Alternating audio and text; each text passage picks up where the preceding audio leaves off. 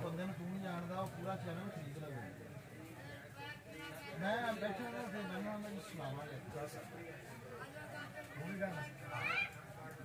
ਆਪਾਂ ਵੀ ਚੁੱਪ ਕਰਕੇ ਬਹਿ ਜਾਂਦੇ ਨੇ ਜਿਵੇਂ ਆਪਾਂ ਵੀ ਕੋਈ ਕੰਮ ਹਟਾਇਆ ਜੋ ਹੈ ਕੰਮ ਸਾਰਾ ਤਾਂ ਵੀ ਸੁਣਾਵਾਂਗੇ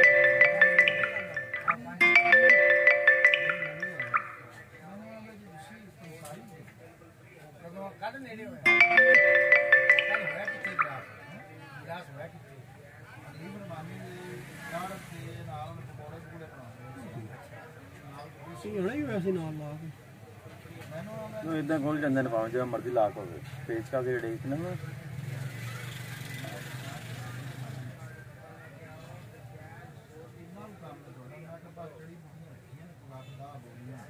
ਇਹ ਪੂਰੇ ਬੰਨੇ ਪਏ